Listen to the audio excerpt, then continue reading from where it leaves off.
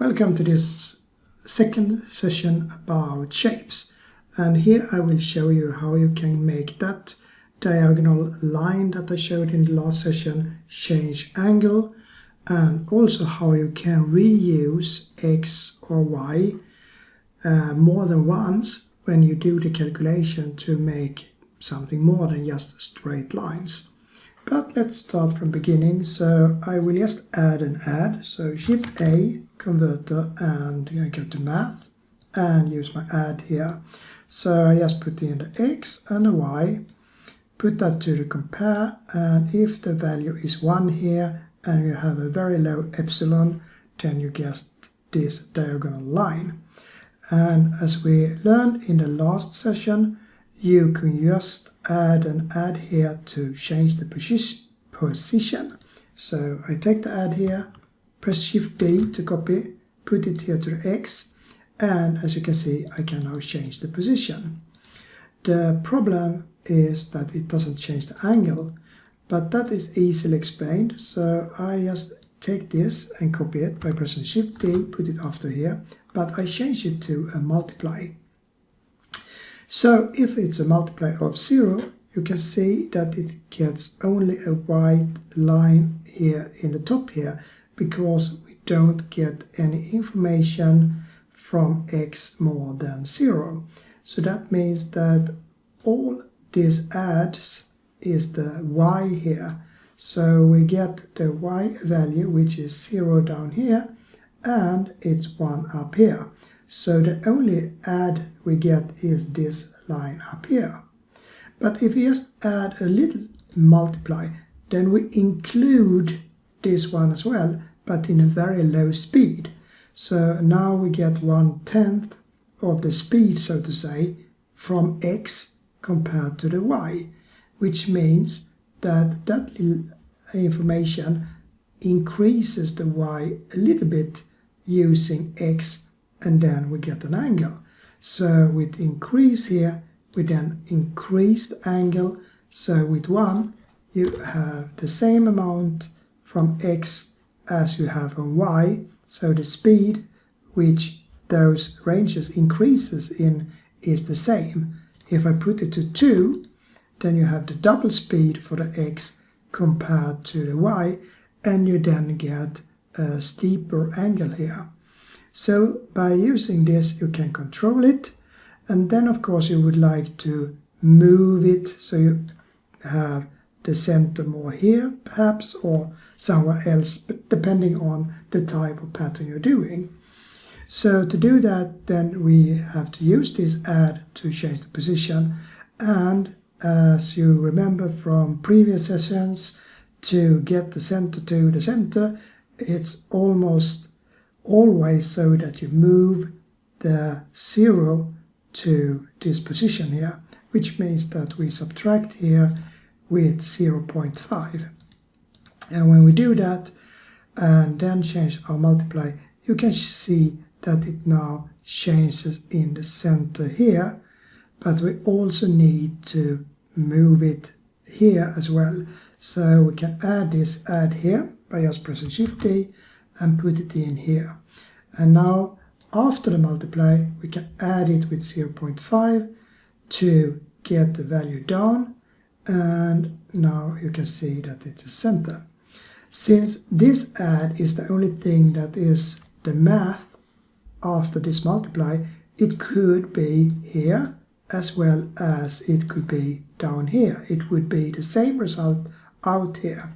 So if I change this to 0.4, then you can see it's a little bit above the center. So I just take it and move it, and it's still a little bit above the center, and it still works exactly the same way. So when it comes to this, you can just put it down here and it will work the same way, and it feels more natural to have it down here if you're changing so the line goes up and down. But it's not wrong to put it up here as long as the result remains the same here. So that is how you change the angle. The other thing I was talking about was to reuse this x or y, and we did that a little bit when we did a mirror out of this x and y here. So we, in the previous session, we added so it went black here, but also so it went black here by combining two different outputs from the x. One that was the original and one with a subtract in the top, where we had 1 in the top and then we had an x in the bottom, and then we put those two together. So with that technique that we reuse the output here, we can do a lot of stuff. So let's see like this, that we just change this to an add, and we change this, we take this here and we take this down here. So we take a copy of multiply, Shift D, put it down here, and now we can just take this x once more to the multiply, and we can take this y here once more to the multiply. And as you can see now, we get a bent line here. If I now change this add, you can see that it is more or less bent depending on how much I change this add, and the same for this one. It's more or less bent depending on what add I have here. So that means if I now combine everything, mirror them together with the same technique that we already have learned, adding an absolute after we have done some subtraction and some multiply, you can then create different shapes with non-straight lines. So let's try and do it by adding something here. So I will press Shift A, converter, select vector math, put that in and do copy, Shift D, copy, Shift D. So we change the first one to subtract, 0.5. The next one multiply, 2. And the last one we use as an absolute. So we put that in here.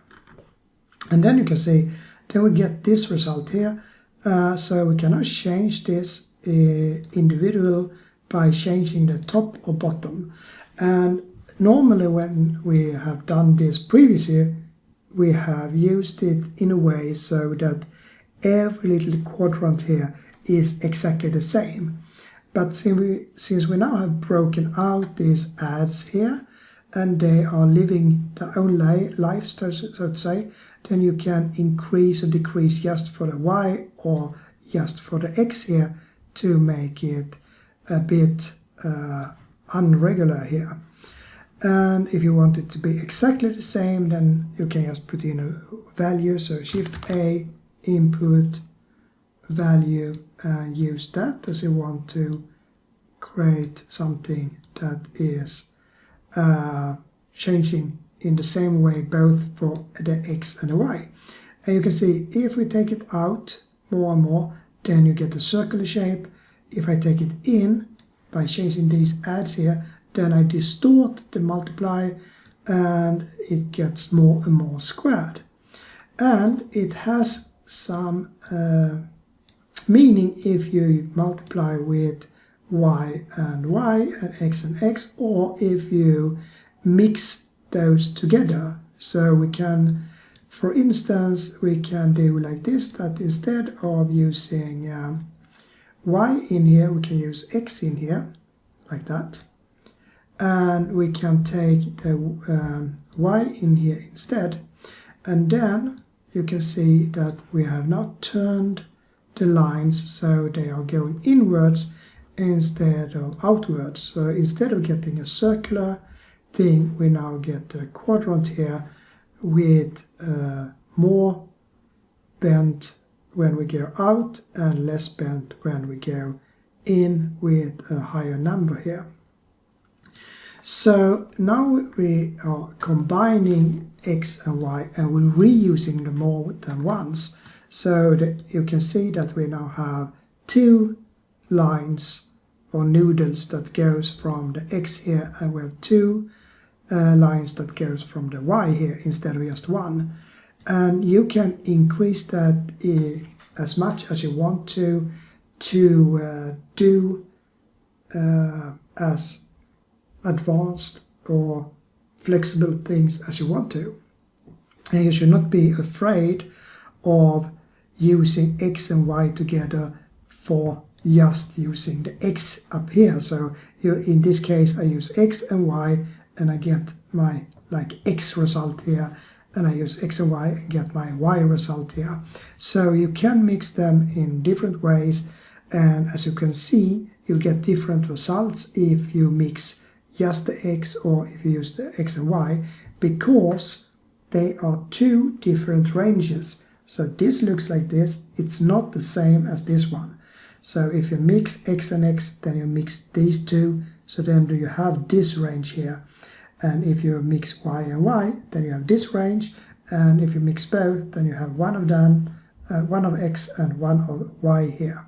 So that means that you can, of course, get different results depending on how you mix everything together here. So that was a little bit about how you can use or reuse the X and Y to make bent lines. And then I will continue with adding a power node in the next session when we create shapes. So see you there and bye for now.